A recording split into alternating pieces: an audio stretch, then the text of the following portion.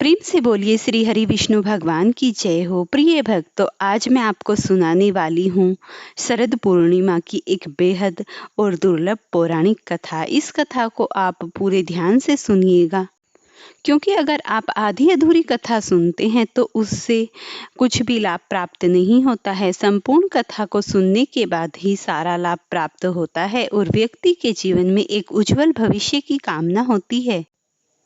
शरद पूर्णिमा पर माँ लक्ष्मी की पूजा की जाती है, व्रत रखा जाता है और उनको दूध व मखाने से बनी खीर का भोग अर्पित किया जाता है। चंद्रमा की रोशनी में इस खीर को रखने के बाद प्रसाद के रूप में इसे खाया जाता है। शरद पूर्णिमा का व्रत रखने वाले के लिए माँ लक्ष्मी के प्रादुर्भाव की कथा का पाठ करना बहुत ही बेहद जरूरी होता है, तभी उसका व्रत पूर्ण माना जाता है। आइए जानते हैं इस कथा को विस्तार से। तो प्रिय तो इसे प्रसन्नचित मन से सुनिएगा।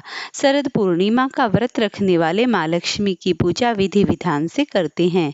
माँ लक्ष्मी समुद्र मंथन से उत्पन्न हुई थी। इस दिन माँ लक्ष्मी का पराकाट्य उत्सव मनाया जाता है। लोग इस दिन माँ लक्ष्मी का व्रत करते हैं और उनकी पूजा करते हैं। शरद पूर्णिमा का व्रत रखने वाले लोगों के लिए माँ लक्ष्मी की उत्पत्ति की कथा का पाठ करना बहुत ही जरूरी होता है, तभी उनका व्रत पूर्ण माना जाता है।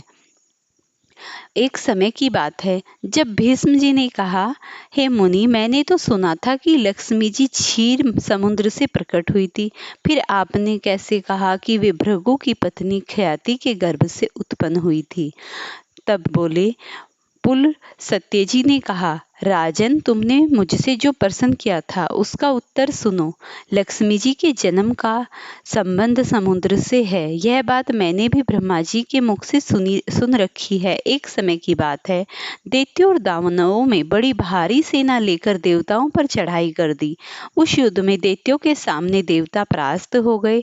तब इंद्र आदि संपूर्ण देवता अग्नि को आगे करके ब्रह्मा जी की शरण में गए। वहां उन्होंने अपना सारा हाल ठीक ठीक कह सुनाया। ब्रह्मा जी ने कहा, तुम लोग मेरे साथ भगवान की शरण में चलो। यह कहकर वे संपूर्ण देवताओं को साथ ले क्षीर सागर के उत्तर तट पर गए और भगवान वासुदेव को संबोधित करके बोले, विष्णु, शीघ्र उठिए और इन देवताओं का कल्याण कीजिए। आपकी सहायता न मिलने से दानव इन्हें बराबर परास्त करते हैं। उन्होंने ऐसा कहकर कमल के समान नेत्र वाले भगवान अंतर्यामी पुरुषोत्तम ने देवताओं के शरीर को अपूर्ण तेज की व्याधि करुणा में जो उपाय बतलाया हूँ उसे तुम लोग करो। दैत्यों के साथ मिलकर सब प्रकार की औषधियां ले आओ और उन्हें क्षीर सागर में डाल दो। फिर मंथाचल को मंथनी और वासुकी नाग को नेति रस्सी बनाकर समुद्र का मंथन करते हुए उनसे अमृत निकालो। इस कार्य में तुम लोगों की सहायता करोगे। समुद्र का मंथन करने पर जो अमृत निकलेगा उसका पान करके तुम बलवान और अमर हो जाओगे। देवादिदेव भगवान ऐसा कहने पर संपूर्ण दैत्य देवताओं के साथ संधि करके अमृत निकालने के यत्न में लग गए। देव, दानव और दैत्य सब मिलकर सब प्रकार को औषधियां ले आए और उन्हें क्षीर सागर में डालकर मंथाचल में मंथनी एवं वासुकी नागों की नेति बनाकर बड़े वेग से मंथन करने लगे। भगवान विष्णु की प्रेरणा से सब देवता एक साथ रहकर वासुकी की पूंछ की ओर गए और दैत्यों को उसकी वासुकी की सिक्सी और खड़ा करने के बाद भीष्म जी वासुकी के मुख की सांस तथा विश्व की जो नागिन होती है उसकी झुलस जाने के कारण सब दैत्य निस्तेज हो गए। क्षीर समुद्र के बीच में ब्रह्मावेताओं में श्रेष्ठ भगवान ब्रह्मा तथा महातेजस्वी महादेव जी कश्यप रूपधारी श्री विष्णु भगवान जी की पीठ पर खड़े हो गए। अपनी भुजाओं से कमल की भांति मंध्याचल को पकड़ते हुए तथा विष्णु भगवान श्री हरि कर्पूर रूप धारण करके क्षीर सागर के भीतर देवताओं और दैत्यों के बीच में स्थिर थे। वे मंध्याचल को अपनी पीठ पर लिए डूबने से बचाते थे। तदंतर जब देवता और दानवों ने क्षीर मंथन का समुद्र आरंभ किया, तब पहले पहले उन्होंने देवपूजित सुरभि, कामधेनु और अव्यय भाव हुआ, जो हाविष्य, घी, दूध की उत्पत्ति का स्थान मानी गई हैं। तत्पश्चात वारुणी देवी प्रकट हुई, जिसके मद भरे नेत्र धूम रहे थे। वह पग पग पर लड़खड़ाती चली थी। उसे अपवित्र मानकर देवताओं ने त्याग दिया।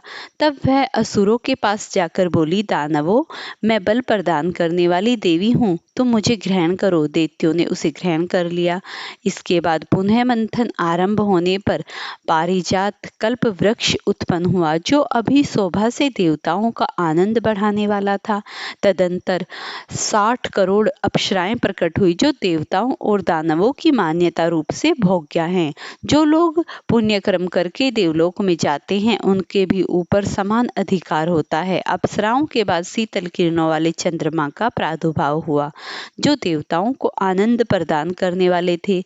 उन्हें भगवान शंकर ने अपने लिए मांगते हुए कहा, देवताओं, ये चंद्रमा मेरी जटाओं के आभूषण होंगे, अतः मैंने इन्हें ले लिया। ब्रह्मा जी बहुत अच्छा कहकर शंकर जी की बात का अनुमोदन करने लगे। तत्पश्चात कालकूट नामक भयंकर विष प्रकट हुआ। उससे देवता और दानव सबको बड़ी पीड़ा हुई। तब महादेव जी ने स्वेच्छा से उसको विष लेकर पी लिया। उसके पीने से उनके कंठ का काला दाग पड़ गया। तभी से वे महाकालेश्वर नीलकंठ कहलाने लगे। क्षीर सागर से निकले हुए उस विष का जो अंश पीने से बच गया था, उसे नागों ने ग्रहण कर लिया।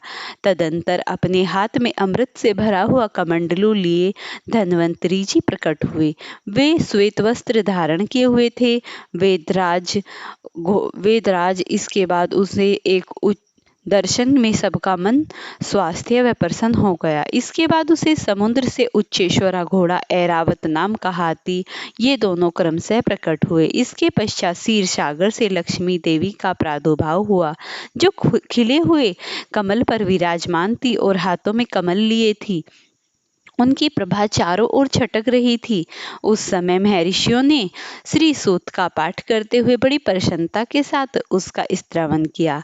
साक्षात क्षीर सागर ने प्रकट होकर लक्ष्मी जी को एक सुंदर कमलमाला भेंट की, जिसके कमल कभी मुरझाते नहीं थे। विश्वकर्मा उनके समस्त अंगों में आभूषण पहना दिए। स्नान के पश्चात दिव्य माला और दिव्य वस्त्र धारण करके वे सब प्रकार के आभूषणों से विभूषित हुई। तब इंद्र आदि देवता, विद्याधर आदि ने भी उन्हें प्राप्त करने की इच्छा की। तब ब्रह्मा जी ने भगवान विष्णु से कहा, वासुदेव, मेरे द्वारा दी हुई इस लक्ष्मी देवी को आप ही ग्रहण करें। मैंने देवताओं और दानवों को मना कर दिया है, वे इसे पान की इच्छा नहीं करेंगे।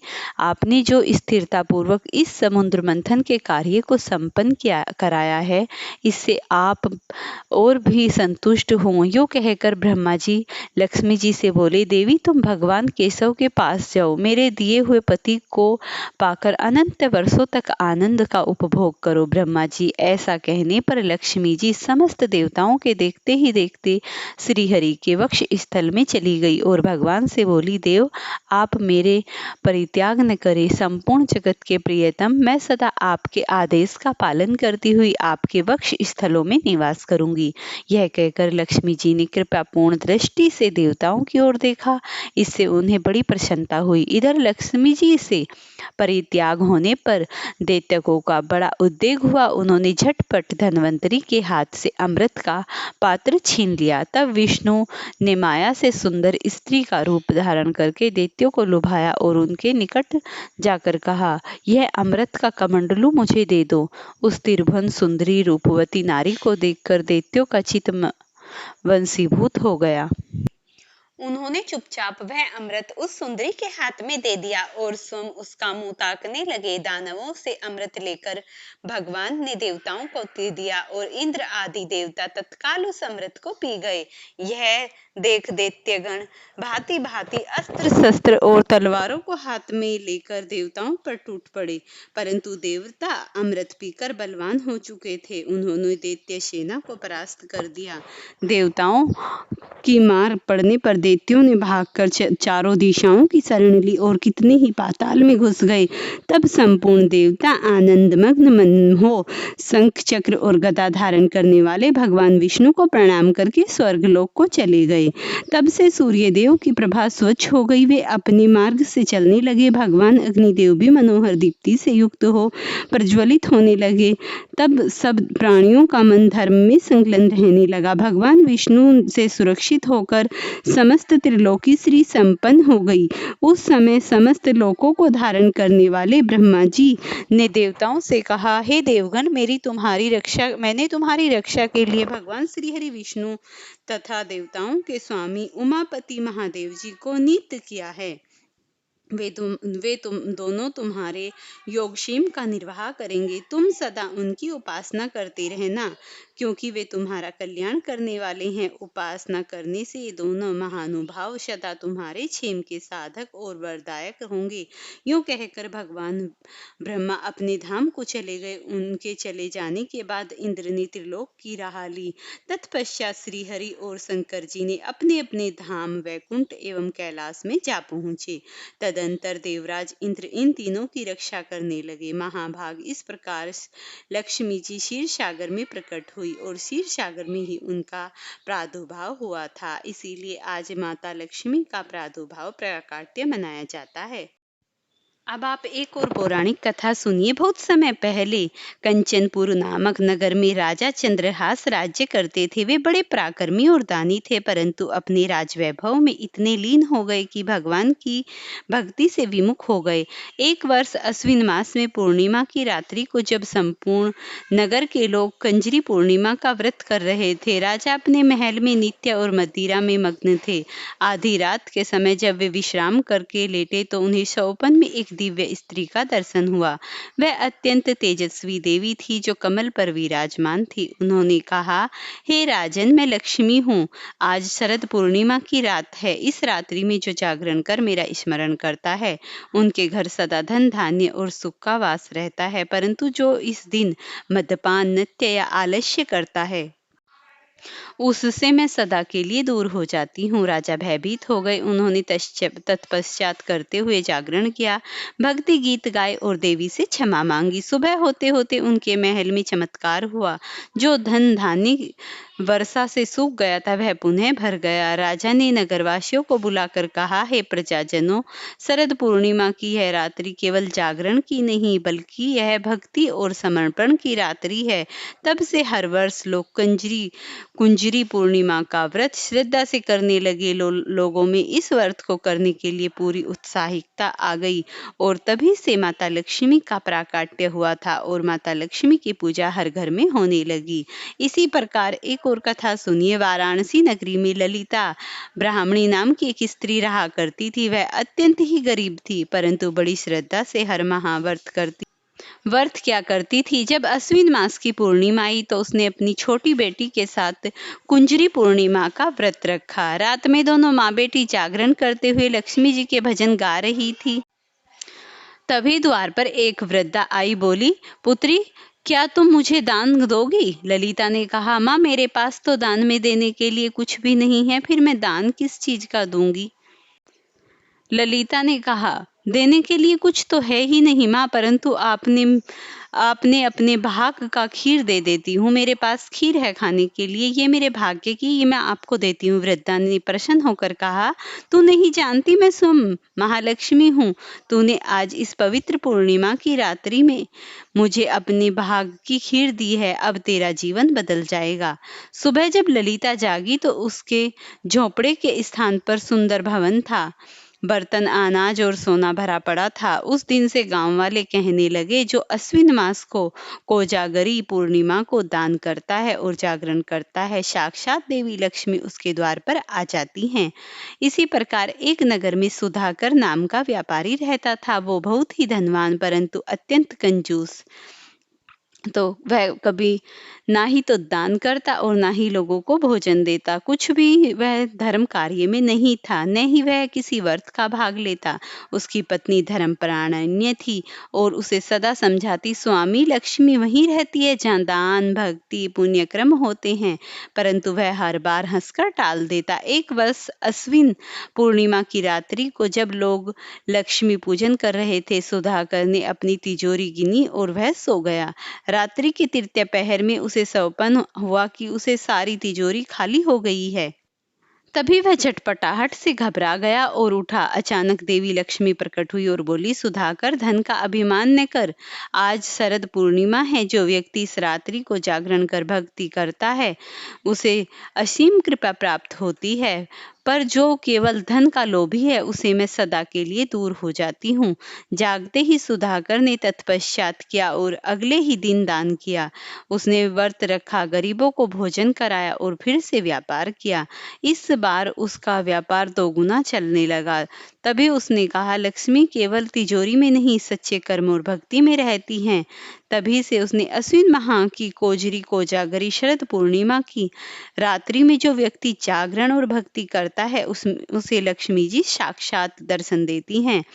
इस रात्रि को कोजागरी कहते हैं। देवी स्वयं आकर पूछती हैं, जो जागृति अर्थात कौन जाग रहा है और कौन जगा रहा है, उस पर कृपया बरसाती हैं। तभी से कहा जाता है, श्री लक्ष्मी जी की पूजा करने से मनुष्य के समस्त प्रकार की बाधाओं दूर होती हैं, घर में सुख शांति का वास होता है, समृद्धि आती है। घर में लक्ष्मी का वास होने से खुशहाली बनी रहती है, समस्त प्रकार की मनोकामनाएं पूरी होती हैं।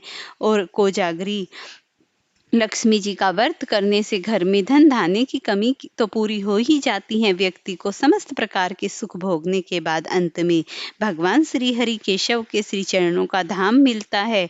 तो इसीलिए आज की शरद पूर्णिमा इतनी खास है।